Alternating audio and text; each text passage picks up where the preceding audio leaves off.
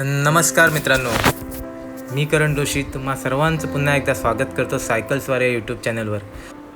तर मित्रांनो, बऱ्याच दिवसातून आज आपण ब्लॉग शूट करतो आहे. त्याचं पण एक कारण आहे, ते म्हणजे आज मराठी नवीन वर्षाचा पहिला दिवस आहे. तो म्हणजे गुढीपाडव्याचा दिवस आहे आणि आज गुढीपाडव्याच्या शुभमुहूर्तावर पुन्हा एकदा ब्लॉगिंग सुरू करतो आहे आणि एक नवा संकल्प घेऊन आम्ही पुन्हा एकदा आलो आहोत. मस्किटियर्स ग्रुप पूर्णपणे तयार आहे आणि आपण जी काही सिरीज सुरू केलेली होती प्रसार देवस्थानांचा, त्या सिरीजला पुन्हा एकदा नव्याने सुरुवात करत आहोत. आणि यामध्ये आपण जास्तीत जास्त लोकांना सहभागी होण्यासाठी प्रवृत्त करणार आहोत आणि जास्तीत जास्त लोकांना आपल्या अज्ञात अशा देवस्थानांच्या ठिकाणी घेऊन जाणार आहोत, जेणेकरून जे काही देवस्थानं आहेत, जुनी पुराणी देवस्थानं आहेत, तिथे भेट देऊन जास्तीत जास्त आपल्या देवस्थानांचा प्रसार करण्याचा प्रयत्न करणार आहोत. तर मित्रांनो, या सिरीजची सुरुवात करत असताना आपण पहिलेच एक ठिकाण निवडलं आहे, ते म्हणजे वाशी येथील जागृतेश्वर मंदिर. तर मित्रांनो, हे मंदिर जरी जुनं नसलं तरीही खूप परिचयाचं असं मंदिर आहे. खूप सुंदर पद्धतीने असं बांधकाम केलेलं आहे. तर ऐरोलीपासून खूप जवळ असं हे मंदिर आहे.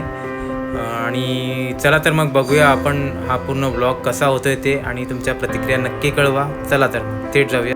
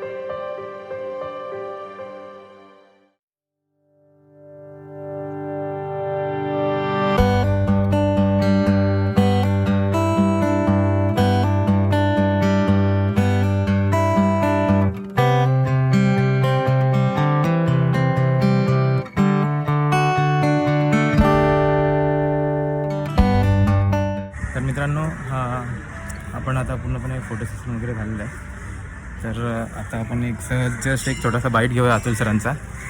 त्यांना कसं वाटतं मंदिराबद्दल आणि काय, कारण की एक्सप्लोरर बोलतात आमच्या ग्रुपमध्ये तेच आहेत. ते सगळे गुगलवर सगळं सर्च वगैरे करून प्रत्येक देवस्थानांची माहिती काढणं आणि भेट देणं हेच त्यांचं एक मोटिव्ह आहे. आणि आपल्या धर्माचा जास्तीत जास्त प्रसार करण्यासाठी आपण हे छोटे छोटे व्हिडिओज बनवतो आहे आणि त्याच पद्धतीने लोकांना अजून मोटिवेट करण्याचा प्रयत्न करतो आहे की आपण जास्तीत जास्त जुन्या पुराणे जेवढे पण आपली देवस्थानं आहेत, त्या जिथे अज्ञात अशी देवस्थानं आहेत, तिथे आपण भेट देण्याचा प्रयत्न करतो. तर आपण विचारूया अतुल सरांना. तर मग अतुल सर, तुम्ही कसं वाटतं तुम्हाला इथं आल्यानंतर आणि खूप प्रसन्न वाटतंय. आणि हिंदू नववर्षाच्या पहिल्याच दिवशी देवस्थानाचं दर्शन घेऊन खूप प्रसन्न आणि शांत वाटतंय. हे नववर्ष सर्वांना सुखसमृद्धीचं आणि आरोग्यवर्धक असावं हीच सर्वांकरता अपेक्षा, शुभकामना. आणि सायकलिंग करता आणि एक्सप्लोअर करण्याकरता लोकांनी खूप फिरावं, देवधर्माचा प्रसार करावा, आपल्या हिंदू रीती पाळाव्यात आणि गर्व असावा आपण हिंदू म्हणून जन्माला आल्याचा, आपल्या संस्कृतीचा, आपल्या धर्माचा, देवाचा.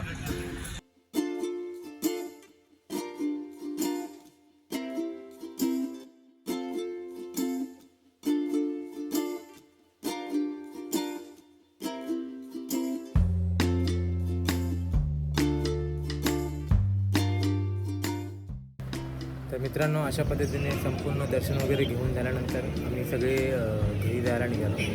पण घरी न जाता आम्ही सागर विहारला आणि तिथं जे नयनरम्य असं दृश्य बघायला मिळालं ते म्हणजे फ्लेमिंगोचं. चला तर बघूया कशी मजा आली ती.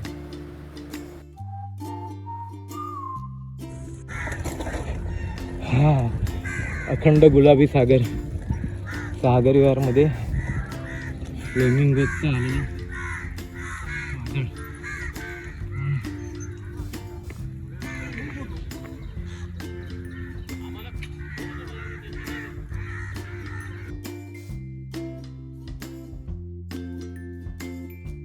ते प्लॅंक्टन्स किंवा ते हे असतात ते आपले काय algae असते आणि करंडला माहिती असेल ते काळं काय येतं कोलिम ते ती लोक खातात आणि ते खाल्ल्यामुळे त्यांचा तो हळूहळू जो नॅचरल पिंक कलर बहरतो. नाही तर ओरिजिनली तू बघशील ना त्यांचा एक ग्रेइश कलर असतो, पांढरट ग्रेइश.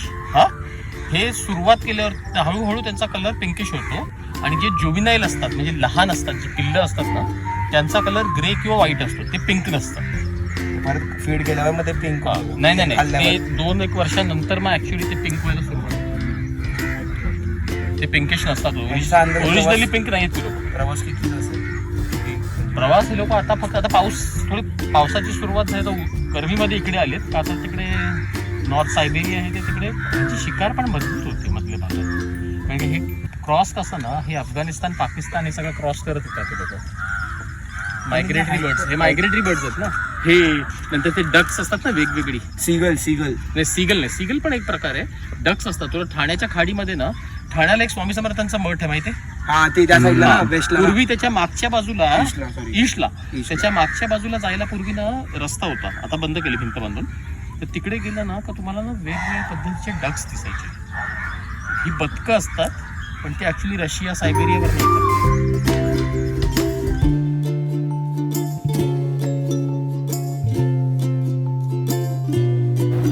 तर मित्रांनो अशा पद्धतीने थोडंसं फ्लेमिंगोचं नॉलेज घेतल्यानंतर आम्ही सर्व निघालो. आता तर विठोबा तर झालेला होता, तर आता पोटोबा करण्याची वेळ होती. सो त्यासाठी आम्ही थेट वेलकमला भेटण्याचा प्लॅन केला आणि सगळेजण निघालो.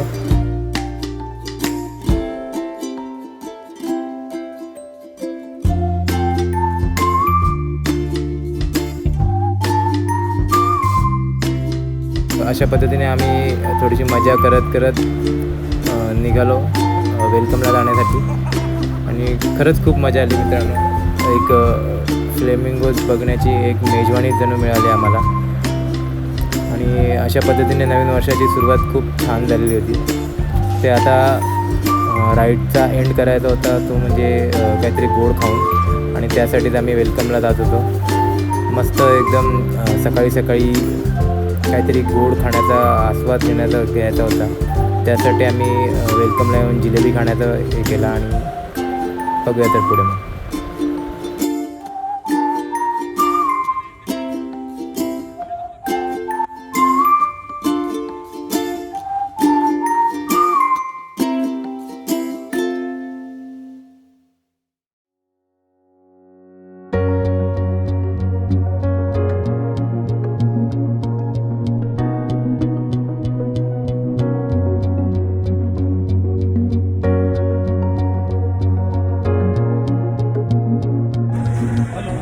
तर नमस्कार मित्रांनो, आपली राईड आता इथे संपते. आम्ही मस्तपैकी येऊन इथे एक नाश्ता केला.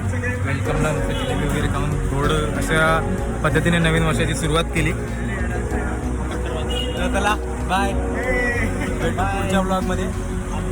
जास्तीत जास्त चॅनलला आमच्या सबस्क्राईब करा आणि करण भाऊंचा चॅनल वाढवण्याचा मदत करा.